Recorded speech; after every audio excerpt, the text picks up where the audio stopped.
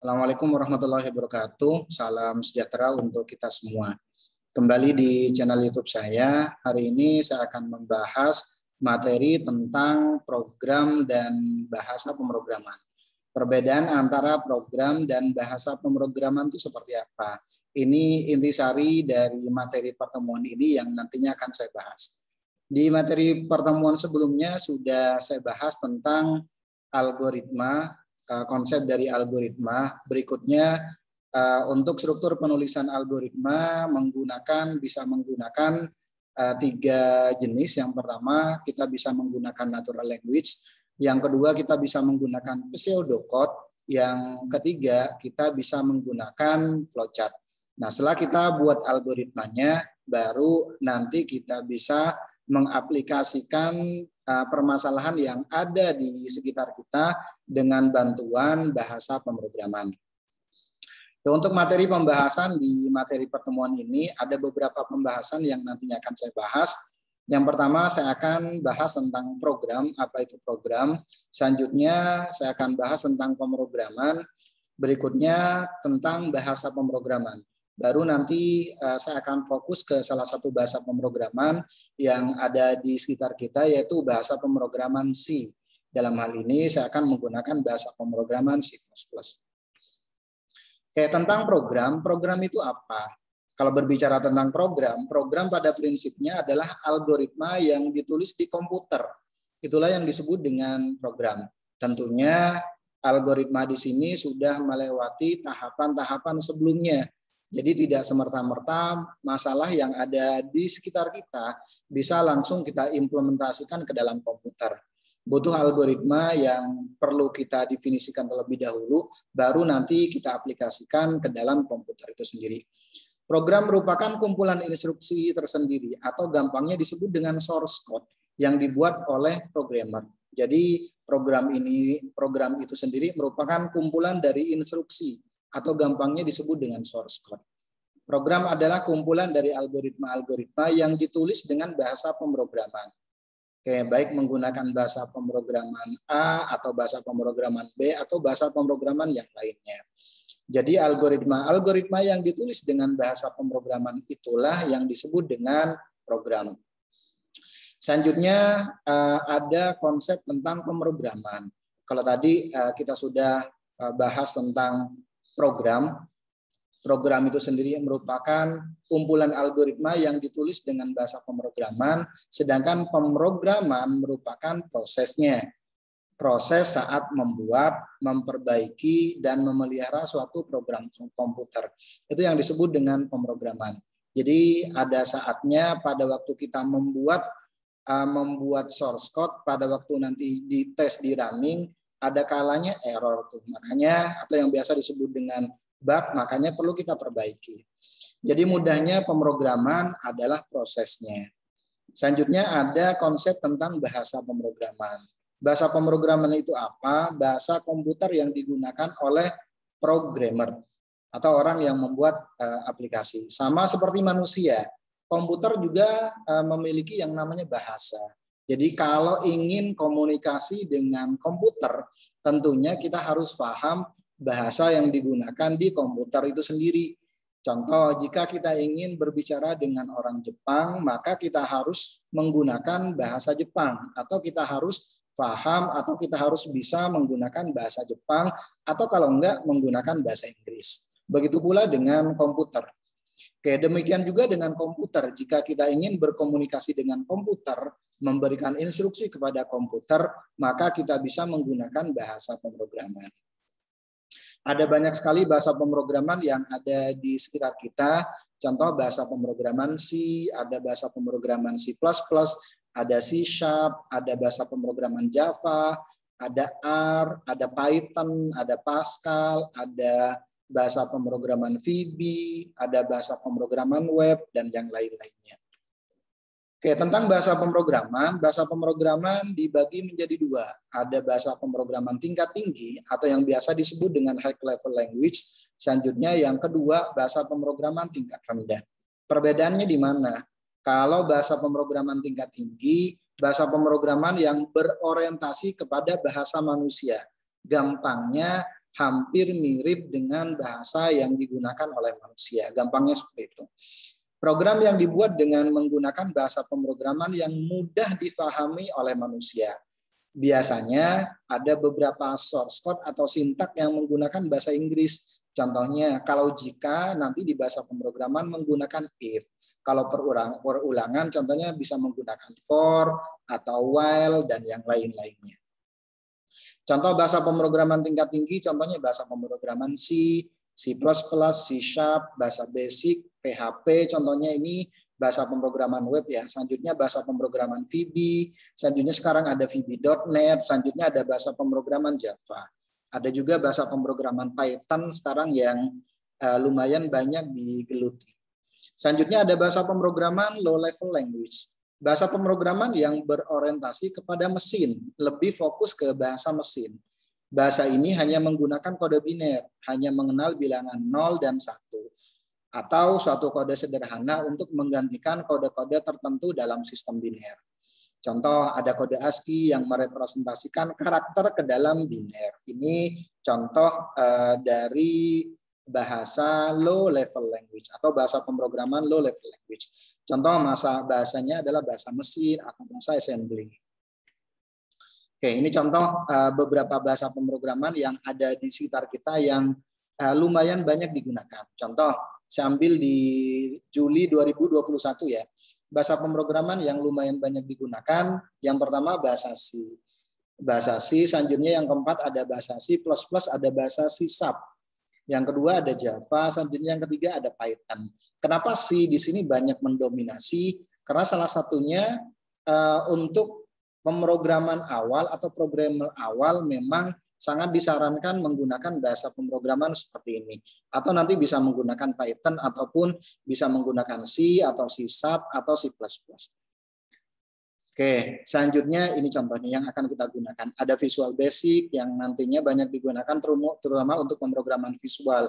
Selanjutnya ada JavaScript, ada bahasa pemrograman PHP. Ini digunakan untuk pemrograman web. Ini kalau dilihat dari pergerakan dari masing-masing bahasa pemrograman dari tahun ke tahun. Oke, kalau dilihat dari bahasa pemrograman C ini masih terus ya. Cenderung masih terus digunakan untuk saat ini. Apalagi di awal-awal tahun 2002. Di awal-awal tahun 2002 ini masih ada di bawah, cuman untuk saat ini masih terus ada di atas gitu, mendominasi. Tentang bahasa pemrograman, semakin tinggi suatu level bahasa pemrograman, semakin mudah dipelajari. Kenapa? Karena lebih dekat dengan bahasa manusia. Sebaliknya, semakin rendah level suatu bahasa pemrograman, ya tentunya semakin sulit untuk dipelajari. Kenapa? Karena lebih dekat dengan bahasa mesin. Selanjutnya kita fokus ke bahasa pemrograman yang nantinya akan kita gunakan, yaitu bahasa pemrograman C++. Bahasa pemrograman C++ adalah bahasa pemrograman yang dibuat oleh Ernest Rostov. Seperti namanya, simbol plus plus pada C berarti increment atau perkembangan dari bahasa pemrograman C. Sebenarnya C++ sama seperti bahasa C, tetapi memiliki fitur yang lebih banyak kalau dibandingkan dengan bahasa C. Ada banyak sekali aplikasi yang dibuat dengan bahasa pemrograman C. Pertama ada Inkscape, adalah aplikasi untuk desain vektor seperti CorelDRAW dan Adobe Illustrator. Contoh seperti ini nih. Selanjutnya, kedua ada Krita. Aplikasi ini merupakan aplikasi untuk menggambar dan melukis. Krita dibuat dengan C++ dan Qt 5. Contohnya seperti ini. Selanjutnya, selain kedua aplikasi keren di atas, masih banyak aplikasi yang dibuat dengan menggunakan bahasa pemrograman C. Contoh ada Winamp Media Player, ada MySQL Server, ada Mozilla Firefox, ada Thunderbird, ada Google Chrome, ada Microsoft Office, ada Photoshop, ada Illustrator, dan yang lain-lainnya. Ini contoh aplikasi yang dibuat dengan menggunakan bahasa pemrograman C++. Bahasa C++ menyediakan beberapa komponen yang disediakan oleh perangkat lunak tersebut agar seorang programmer dapat dengan mudah mengimplementasikan kodenya. Adapun komponen dari bahasa pemrograman C++ terdiri dari ada yang namanya editor, jendelanya ya, ada interpreter, ada yang namanya compiler. Jadi sebelum nanti aplikasinya nanti di running, terlebih dahulu akan dicek Ada yang namanya compiler di bahasa pemrograman C. Selanjutnya ada debugging. Biasanya akan ngecek error yang ada di bahasa pemrograman tersebut. Oke, yang pertama tentang editor, sebuah fasilitas yang disediakan oleh bahasa C atau C++ untuk memasukkan kode yang telah didesain oleh programmer. Editor yang disediakan pada umumnya sama dengan yang disediakan oleh perangkat lunak lainnya yang menangani file teks biasanya. Bentuknya kurang lebih seperti ini kalau nanti di bahasa pemrograman C++ yang akan kita gunakan. Tentunya kita nanti akan menggunakan aplikasi namanya dev C++. Contoh seperti ini. Kita klik file new, source file. Nah, ini yang disebut dengan editor. Nah, disinilah nanti tempat source code yang nantinya akan kita tulis. Oke, selanjutnya ada interpreter. Digunakan untuk membaca kode yang telah ditulis oleh programmer untuk diterjemahkan oleh interpreter yang ada di bahasa pemrograman C dan C++.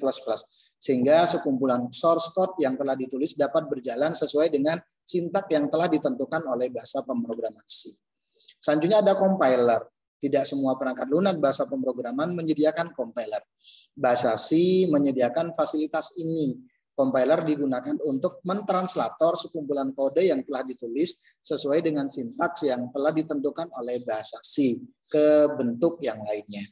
Dalam hal ini nanti akan diubah dalam bentuk bahasa assembly sehingga menghasilkan file executable. Extensionnya nanti .exe. File tersebut dapat berdiri sendiri tanpa memerlukan perangkat lunak yang lainnya. Jadi kalau sudah kita compile, selanjutnya dia nanti akan muncul file exe. Exe di sini nanti file ini yang nantinya bisa langsung kita running aja tanpa harus membuka aplikasinya. Contoh seperti ini. Contoh, nah di sini kan ada dua file nih. Ada dua file, kasus aritmatika dan kasus aritmatika 2. Ini yang disebut dengan file exe-nya. Ini disebut dengan source code-nya. Ini contoh dari compiler.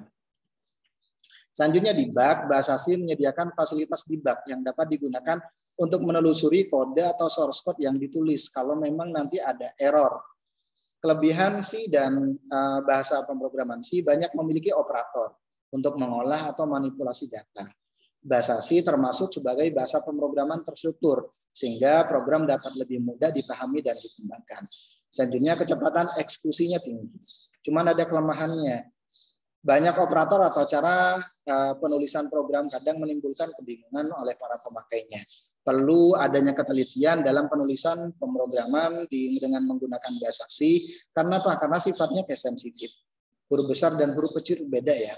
Untuk software yang kita gunakan, ada banyak software yang bisa kita gunakan untuk mengimplementasikan bahasa pemrograman C. Contoh Turbo C++, ada Borland C++, Dev C++, ada GCC, dan yang lain-lainnya. Software untuk nomor 1 sampai nomor 3 biasa digunakan di Windows, sedangkan yang terakhir digunakan di sistem operasi Linux. Dalam hal ini, ya, software yang kita gunakan adalah Dev C++. Oke, Dev C++ di sini diciptakan tahun 1980 dan sudah dilengkapi dengan IDE atau Integrated Development Environment, yaitu fasilitas yang diperlukan oleh programmer dalam membangun program. Oke, ini contohnya untuk instalasinya, tinggal double klik aja ikon ini. Selanjutnya nanti akan muncul seperti ini. Ini untuk tahap instalasinya. Selanjutnya tinggal klik I agree. Selanjutnya tinggal klik next. Selanjutnya nanti akan muncul jendela seperti ini. Ini adalah bagian di mana akan disimpan file instalasinya. Bisa dirubah. Selanjutnya tinggal kita klik. Setelah kita tentukan file instalasinya akan disimpan di mana. Selanjutnya tinggal kita klik next dan tunggu proses instalasi selesai. Selanjutnya nanti akan muncul seperti ini. Kita klik yes dan klik finish. Ini sudah selesai tahap instalasinya.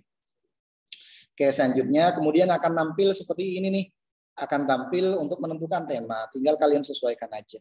Defaultnya English ya. Selanjutnya seperti yang ada di depan ini tinggal di next aja. Kurang lebih tampilannya seperti yang ada di depan ini contohnya. Oke. Langsung saja saya akan praktekkan dengan menggunakan aplikasi Dev C++ contohnya. Yang pertama kali contohnya kita bisa include buat contohnya seperti ini, include IOStream. Selanjutnya include conio.h. Selanjutnya using namespace std.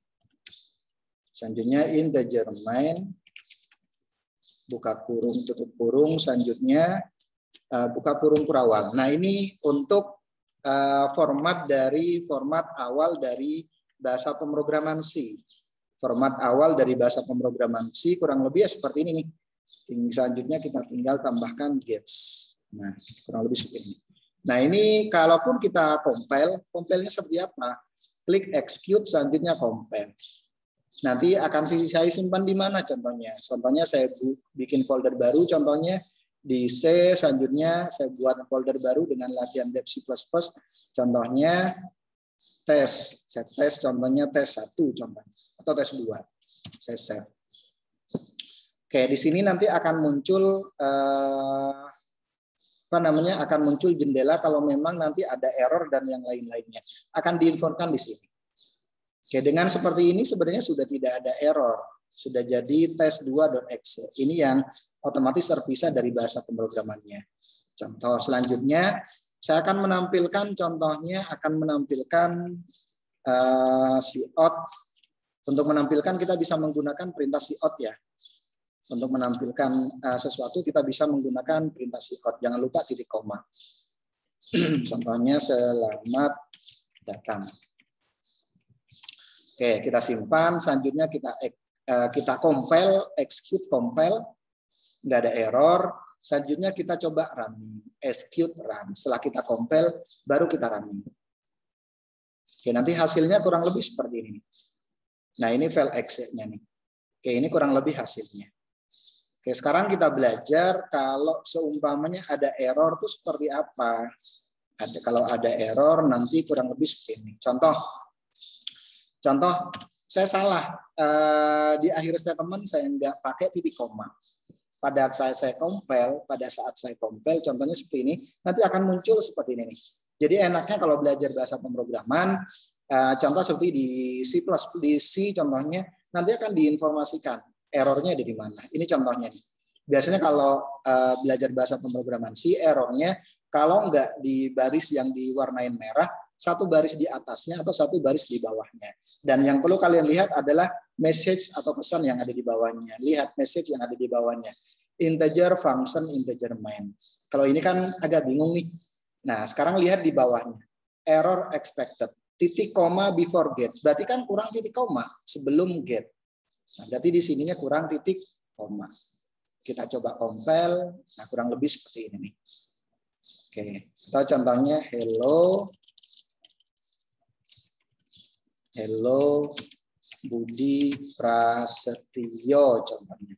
Jadi kata-kata yang akan ditampilkan ini tinggal kita letakkan di dalam tanda kutip 2 ini. Oke, baru kita compile. Tidak ada error, baru selanjutnya kita run.